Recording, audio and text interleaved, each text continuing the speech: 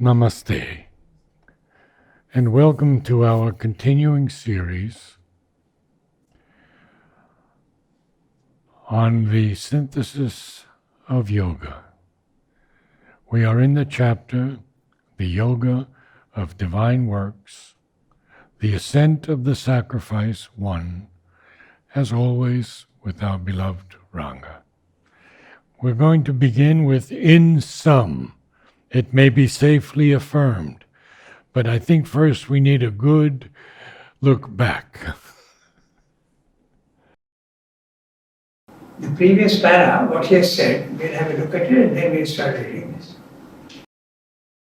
Certainly is contrasting the other solutions which are not perfect, and he wants integral yoga. Integral yoga, he wants absolute perfection in the superior planes of consciousness and also in the physical world. Your body-mind life also must become different.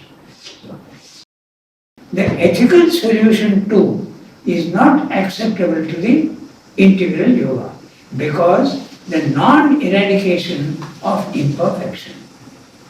Morality does not transform nature. It only tries, mostly without success, to control the vital with mind, which is too weak to do the job. So, the intuitive guidance from above is of no avail because you can't receive it. The best that ethics can do, is to limit sin and imperfection and guard the being from incoming noxious forces. Imperfection cannot be uprooted by morality, by ethical control. There is often enough confusion in the ignorant human mind between the moral and the spiritual. They feel that the moral is the highest possible development for man. The former is of mental origin. The latter has a spiritual effectiveness. Nor is the religious concept of accepting life as it is, with only a half spiritual influence, gilding the outer nature. The integral yoga also rejects as insufficient the misalliance of the vital and the spiritual, as well as the sensuous paganism and exalted hedonism. All these are compromises doomed to failure and are as bad as the opposite, Puritanism. Okay. Even if the insufficient concepts have some half-truths, they have to be raised and transformed to their corresponding full truths by rejecting the errors or outright falsehoods in them. This is what he has said. So now, in short, what he is going to say, let's see. In sum, it may be safely affirmed that no solution offered can be anything but provisional until a supramental truth consciousness is reached, by which the appearances of things are put in their place and their essence revealed, and that in them which derives straight from the spiritual essence. In the meanwhile, our only safety is to find a guiding law of spiritual experience, or else to liberate a life within that can lead us on the way until that greater direct truth consciousness is reached above us or born within us. For all else in us that is only outward, all that is not a spiritual sense or seeing, the constructions, representations, or conclusions of the intellect, the suggestions or instigations of the life force, the positive necessities of physical things, are sometimes half-lights, sometimes false lights that can at best only serve for a while and serve a little, and for the rest either detain or confuse us. The guiding law of spiritual experience can only come by an opening of human consciousness to the divine consciousness. There must be the power to receive in us the working and command and dynamic presence of the divine Shakti and surrender ourselves to her control. It is that surrender and that control which bring the guidance. But the surrender is not sure. There is no absolute certitude of the guidance, so long as we are besieged by mind formations and life impulses and instigations of ego, which may easily betray us into the hands of false experience. This danger can only be countered by the opening of a now 9/10 concealed inmost soul or psychic being that is already there but not commonly active within us. This is the inner light that we must liberate. For the light of this inmost soul is our one sure illumination, so long as we walk still amidst the siege of the ignorance and the truth consciousness has not taken up the entire control of the Godward endeavor. The working of the divine force in us under the conditions of the transition and the light of the psychic being, turning us always towards a conscious and seeing obedience to that higher impulsion and away from the demands and instigations of the forces of the ignorance, these between them create an ever progressive inner law of our action, which continues till the spiritual and supramental can be established in our nature. In the transition, there may well be a period in which we take up all life and action and offer them to the divine for purification, change, and deliverance of the truth within them. Another period in which we draw back and build a spiritual wall around us, admitting through its gates only such activities as consent to undergo the law of the spiritual transformation. A third, in which a free and all-embracing action, but with new forms fit for the utter truth of the Spirit, can again be made possible. These things, however, will be decided by no mental rule, but in the light of the soul within us, and by the ordaining force and progressive guidance of the divine power, that secretly or overtly first impels, then begins clearly to control and order, and finally takes up the whole burden of the yoga. So, he has given you 3 ways it is done. So, there are a few things that need to be seen a little more carefully. We'll see that. So, in sum, it may be safely affirmed that no solution offered can be anything but provisional until a supramental truth consciousness is reached, by which the appearances of things are put in their place and their essence revealed, that in them which derives straight from the spiritual essence. So, he's saying that even in the spiritual planes of consciousness, there is no complete perfection. The body-mind life remains imperfect. You are in the consciousness of perfection, and to many this is satisfactory. Fine, but not to spread those integral yoga. So for integral yoga, you have to go right up to the supramental. It's only there that you have the power to change the body-mind life. So it's a very far distance. Among the billions that live on this earth, how many are capable of that? Not even a handful, I think. You have to have the experience of the supramental, and then you have to live permanently in that place. So in other words, the integral yoga success comes with great difficulty. But that's why he says that my yoga begins where the others are ending. They end in level 2 of the spiritual planes of consciousness. They are very satisfied with the consciousness having reached the divine consciousness, but the body-mind life, they are waiting for it to dissolve and go away after death.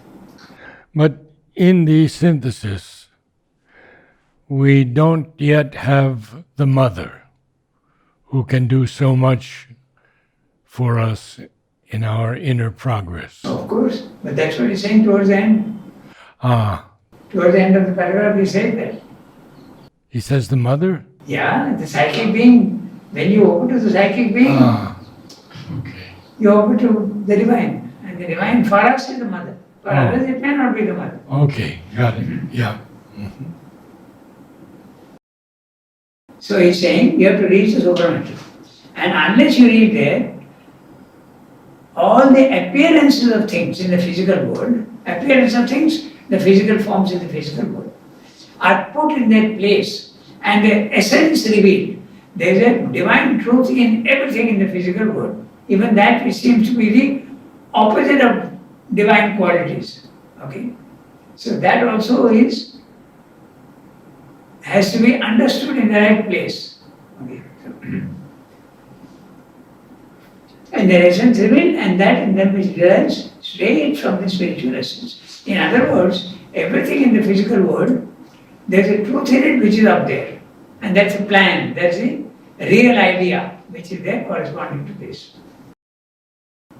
In the meanwhile, our only safety is to find a guiding law of spiritual experience. So if you have spiritual experience, you are much on safer ground. Okay? But not 100% safe, but it is safe. In the meanwhile, our only safety is to find a guiding law of spiritual experience, or else to liberate a light within that can lead us on the way until that greater direct truth consciousness is reached above us or born within us. Above us, the self. Within us, the psychic being. So already he has spoken of that. For all else in us, that is only outward, all that is not a spiritual sense of seeing, the constructions, representations, or conclusions of the intellect, the suggestions or instigations of the life force, the positive necessities of physical things are sometimes half-lights, sometimes false lights that can at best only serve for a while and serve a little, and for the rest either detain or confuse us. So it's very interesting what he's saying. If you don't have the self or the psychic awakening, then there is problems. And you have to be very, very careful. For all else in us that is only outward, all that is not a spiritual sense of seeing, the constructions, representation and conclusion of the intellect. The intellect cannot see the truth. It can only make constructions of the truth. With a mental substance, it conceives of certain ideas, but they are always half-lights. They are never full. The truth, if you want the truth, you have to go beyond the mind and the intellect.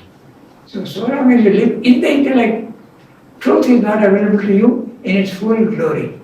And there can also be false lights. Yes, that's right. It can be entirely wrong. You may have absolutely wrong ideas. Okay. That's very natural. So he's saying, the way to do that is to liberate a light within that can lead us on the way until the greater truth consciousness is reached above us or born within us. So above us is the self and within us is the psychic being. Then you are on safe ground, relatively safe. For all else in us, that's only outward. All that is not a spiritual sense of seeing, the constructions, representations, and conclusions of the intellect. He is giving you a list of all the things that can confuse you. First of all, mental constructions or conclusions of the intellect. Secondly, the suggestions or instigations of the life force. Your desires. Do this, do that. Have the desires. Instigations of the life force, desires. Pushing you to do something. Okay.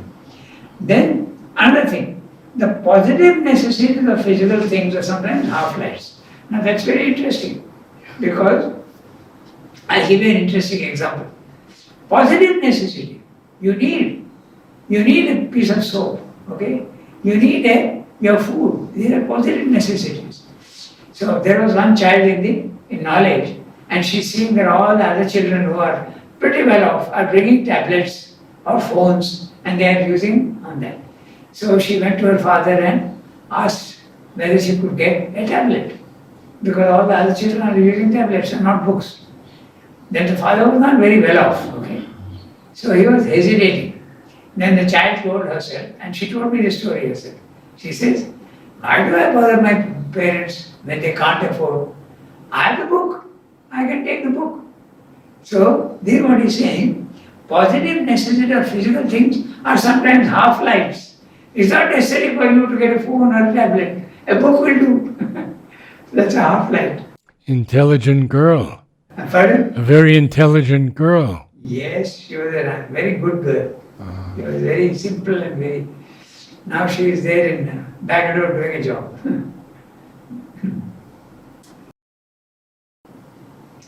Positive necessary of physical things are half-life. Sometimes false lives even. Okay? You feel that you need this, but actually you don't need it. So,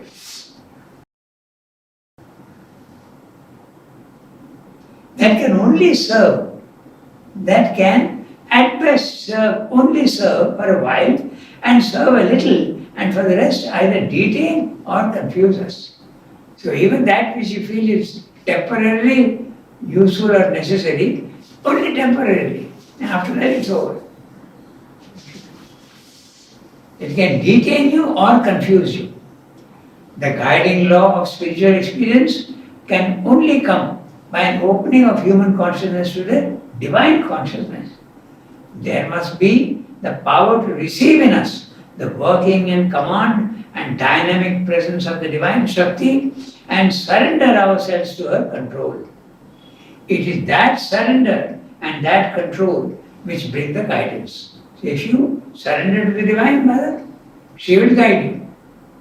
But if you don't surrender, the guidance is there, but you are not able to receive it.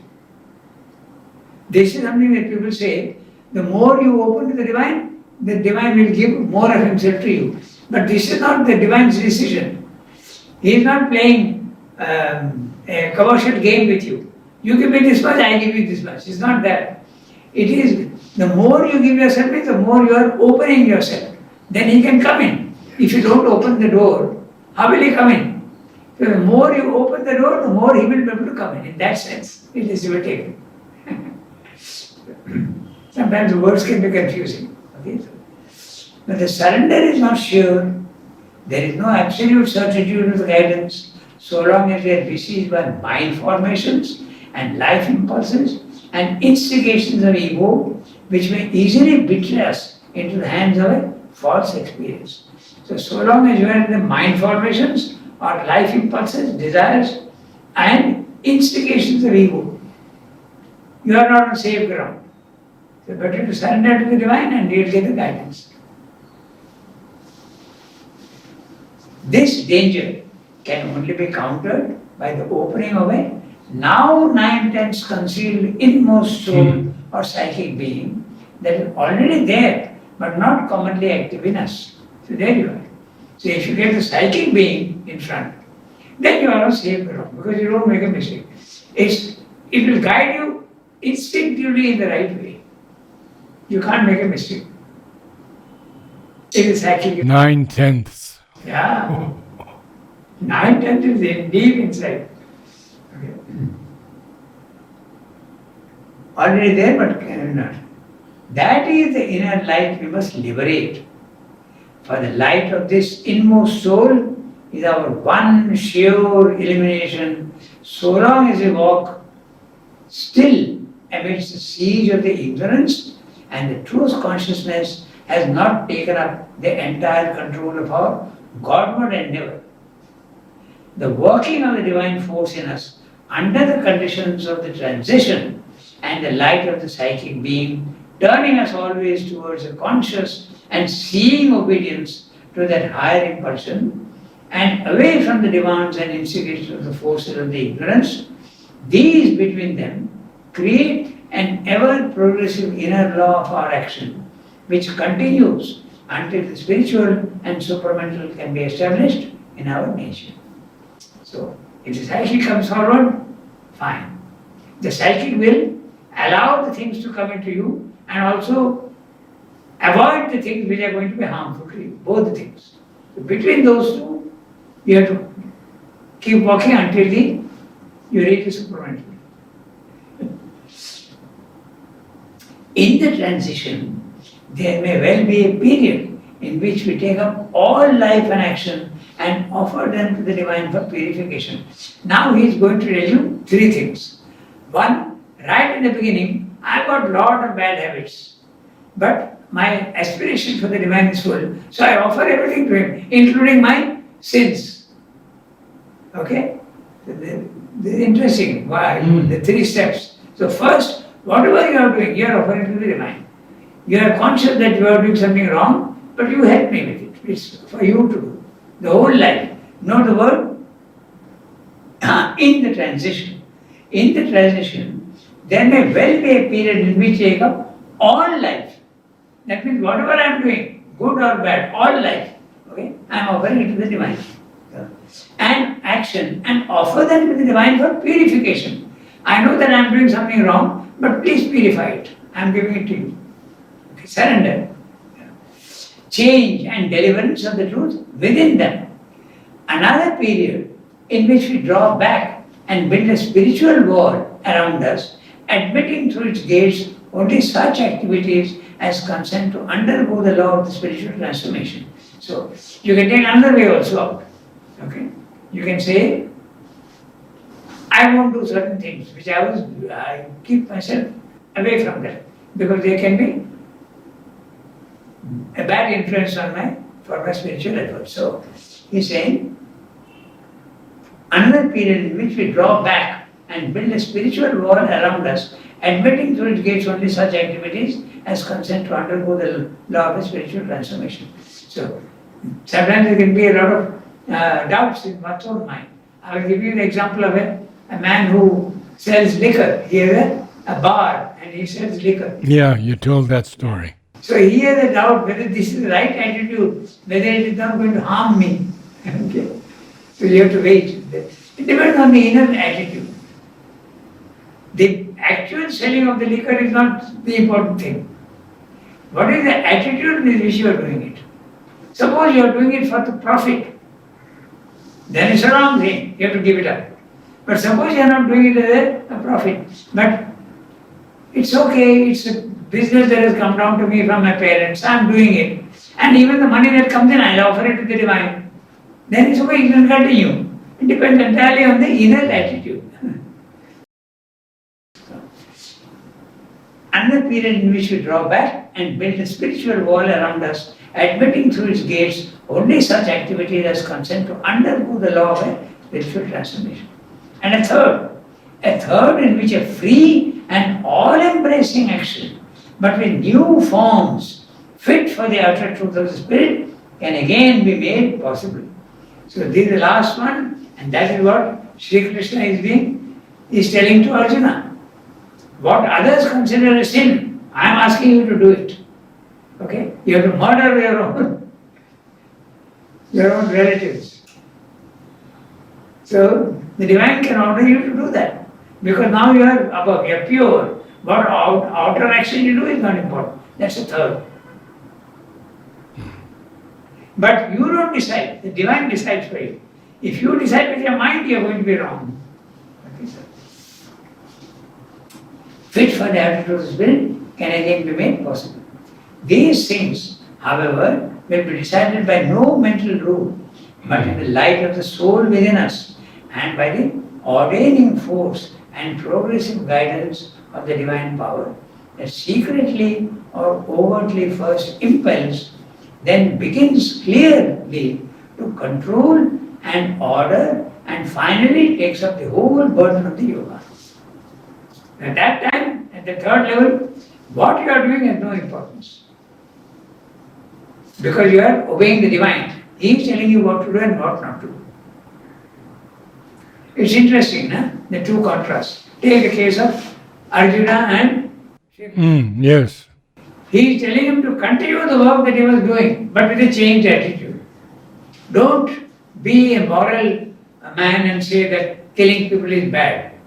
Get over that, go to the next level of consciousness and do the work that I told you to do. Then you will not suffer any sense of sin. Now look at Sri Aurobido's case. Sri Aurobido's case is fighting the British, and he is thinking that he is doing something very good. Of course, he is doing something good. But the divine is telling him, leave that work alone. Go to Pondicherry and do some other work. So in the beginning, he feels that why is this? Why am I asked to do something? I was doing something. He said that in the Uttar speech. He said, when the divine took me and put me into jail, I wondered what is he doing? Why is he doing this? But it was to have a meeting with me and teach me the Gita, teach me the Vedas, tell me the right attitude. Don't be attached to the work that you are doing. That will be carried on by others, don't worry about it. So it's interesting how the divine has to guide you, not your mental decision. We can go to the next para. In accordance with the triple character of the sacrifice, we may divide works into a triple order. The works of knowledge, the works of love, the works of the will in life, and see how this more plastic spiritual rule applies to each province and affects the transition from the lower to the higher nature. So, the ascent of the sacrifice. The sacrifice is you are surrendering to the divine, and everything that you are doing, you are giving it to the divine. So, let's examine this principle in the works of knowledge, the works of love, and the works of the will in life. Works of knowledge, Jnana Yoga. Works of love, Bhakti Yoga. The works of will in life, Karma Yoga. So what are the works? Who is doing the works of knowledge? The professor of philosophy, the teacher in the science, the researcher. They are all doing the works of knowledge. What about the works of bhakti, works of love? The priest, okay, he is doing that. You can also do at home, you can worship the divine. You are more inclined towards that, okay? Or you obey whatever mother is telling you to do, you do. You go and sweep the floor, or you. It's interesting also, that's a very interesting case also. There was a judge who came, okay? He was a judge from Patna. He came here and he said to mother that I'm here for 15 days, so maybe you can give me some work. You remember that story? Yeah. So he was told, go to the dining hall and wipe the dishes when they are put in hot water and taken out. After they are used, they are washed, so you do the wiping. So here is this man who says, I'm a judge. I'm supposed to, I'm not a blue collar worker, I'm a white collar worker. So what is this work being given to me? Still, because it is given to him, he did. And while he is wiping the dish, he sees Sri-Aurobido's image in the dish. He sees Sri-Aurobido's image in the dish. So he realizes how the divine is guiding you in the right way. Oh. This was Shyam Kumar and Padma Kumar's father. Padma Kumar and Shyam Kumar was the one running the School for Perfect Eyesight. He was a very fine boy. And he himself also was so interesting. He had cancer. He had 4 operations, 4 or 5 times he was operated for his cancer. And he lived up to a fairly ripe age. Very fine boy. That was their father. Okay, so now he is going to examine the concept of sacrifice in works of knowledge, works of love, works of will. I read it slowly. It is natural from the point of view of the yoga to divide into 2 categories: the activity of the human mind in its pursuit of knowledge. So he is saying that works of knowledge can be divided into 2. What are those 2 things? One is the knowledge of the physical world, and the other is the knowledge of the spiritual world. So that's what he's saying. There is the supreme supra-intellectual knowledge, which concentrates itself on the discovery of the one and infinite in its transcendence, or tries to penetrate by intuition, contemplation, direct inner contact into the ultimate truths behind the appearances of nature. This is spiritual knowledge. Okay? There is the lower science which diffuses itself in an outward knowledge of phenomena, the disguises of the one and infinite, as it appears to us in or through the more exterior forms of the world manifestation around us. So, knowledge of the physical world, whether it be physics or mathematics or chemistry or geology or whatever you want. Okay? So that's the outer knowledge, where you use your senses and your mind to acquire knowledge. So that's a lower knowledge and that's a higher knowledge. When you don't use your senses and you go inwards and not outwards. Let's do this today. You read the sentence and comment on it. Okay. We'll see how far we get. Okay. Interesting. Yeah. So two types of knowledge. One is the supra-intellectual knowledge, you can call it spiritual knowledge, and the other is the physical knowledge in the physical world, all our sciences. Geography, geology, physics, astronomy, whatever you want. Okay. Disguises only one and infinite as it appears to us in or through the more exterior forms of the world manifestation around us. These two, an upper and a lower hemisphere, in the form of them constructed or conceived by men, within the mind's ignorant limits, have even there separated themselves as they develop with some sharpness. So, now he's saying that even that also we can divide into several. So, I'll just tell you, the first is philosophy, okay?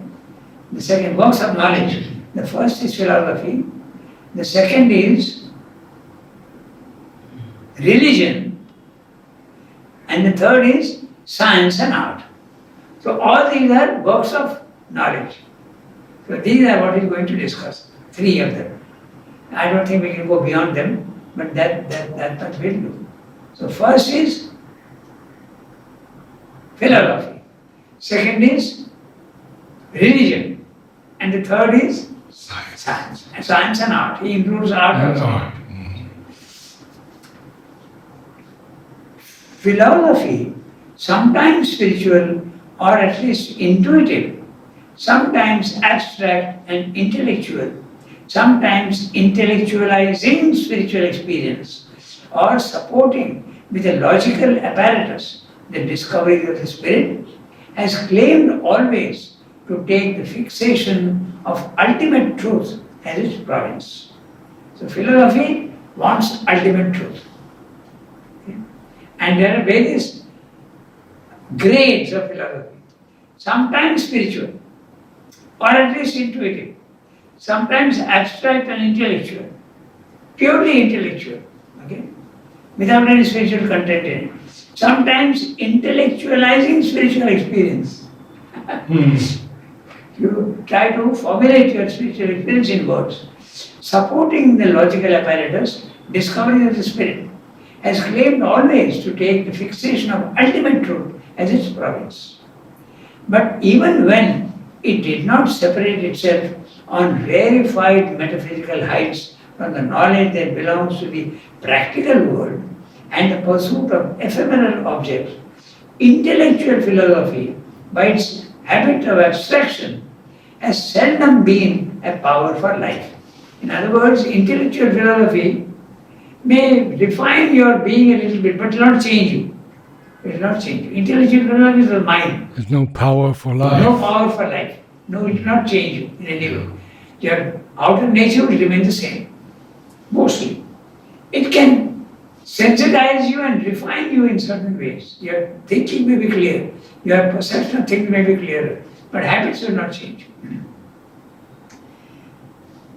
It has been sometimes powerful for high speculation, pursuing mental truth for its own sake, not for the sake of life, for its own sake, without any ulterior utility or object. Sometimes for a subtle gymnastic of the mind in a mistily bright cloudland of words and ideas, but it has walked or acrobatized far from more tangible realities of existence. So you're playing with words and ideas, but it's not changing you in any way. Living in a fancy world. Yeah.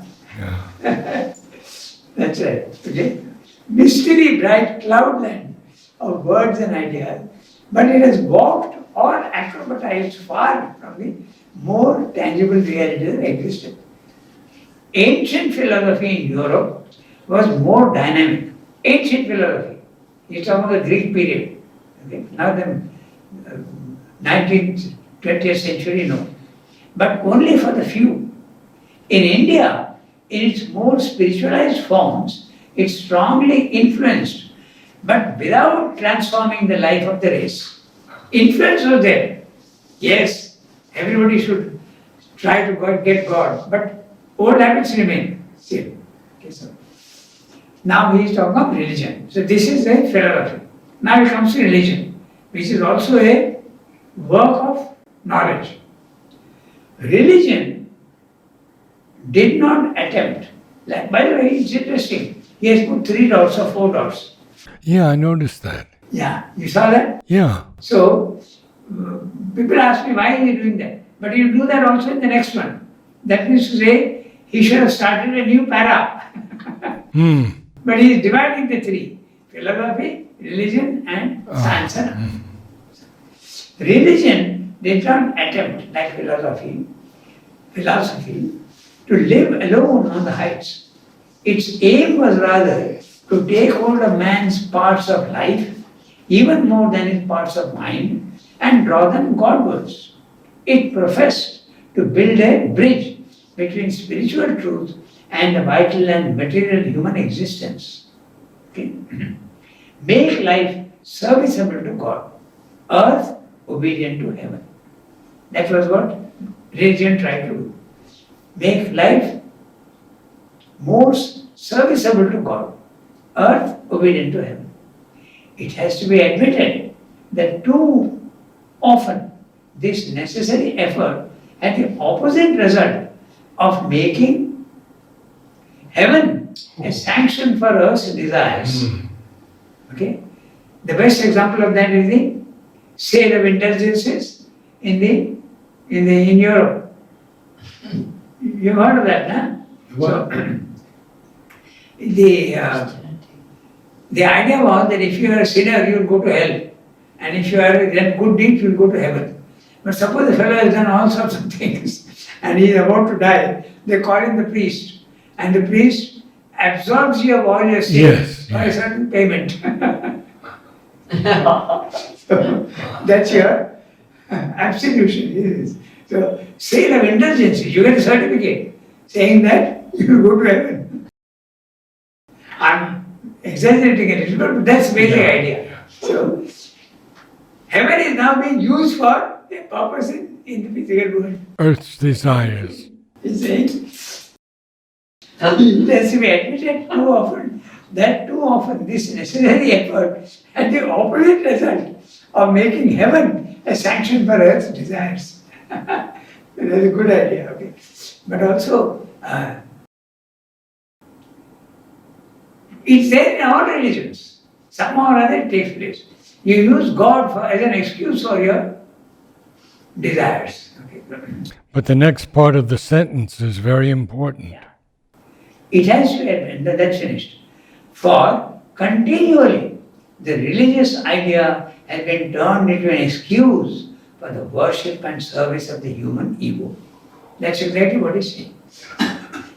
You justify what you are doing, God is asking me to do this. Religion, living constantly its little shining core of spiritual experience, has lost itself in the obscure mass of its ever-extending ambiguous compromises with life. In attempting to satisfy the thinking mind, it more often succeeded in oppressing or fettering it with a mass of theological dogmas. Okay? While seeking to net the human heart, it fell itself into pits of pietistic emotionalism and sensationalism. In the act of annexing the vital nature of man to dominate it, it grew itself vitiated and fell a prey to all the fanaticism, homicidal fury, savage or harsh turn for oppression, puerility falsehood, obstinate attachment to ignorance, to which that vital nature is prone. Its desire to draw the physical in man towards God betrayed it into chaining itself to ecclesiastic mechanism, hollow ceremony, and lifeless ritual. It's very powerful. Beautiful. The whole passage is fantastic. Yes. The corruption of the best produced the worst by that strange chemistry of the power of life, which generates evil out of good, even as it can also generate good out of evil. I think next time we'll have to get many examples of this, what it means, then it will be very clear to us. At the same time, in a vain effort at self-defense against this downward gravitation, religion was driven to cut existence into two by a division of knowledge, works, art, life itself into two opposite categories, the spiritual and the worldly, religious and mundane, sacred and profane. But this defensive distinction itself became conventional and artificial and aggravated rather than healed the disease. Now again those 4 lines and he goes on to science and art. So this mother was asked once, Mother, where does the normal worldly life end and the spiritual begin? At what time can we say that spiritual life has begun for me and the mundane life has ended? Mother said there is no such. No line. No line at all. Everything can be made, even your mundane life can be made spiritual. And even when you're doing mundane works, mundane means in the physical world, worldly works, still the psychic within is growing. So you can't make any such division. 3 lines in savagery that always touch me. If the chamber's door is even a little ajar, what then can hinder God from stealing in, or who prevent his kiss on the sleeping soul? And also he said a very interesting thing which you have to think of. He is saying that very often good is generating evil and evil is generating good. So we have to see exactly what he means by that. Yeah, the corruption of the best produced by the worst. We'd pick that up next week. We'll do it next week. Yeah. Good.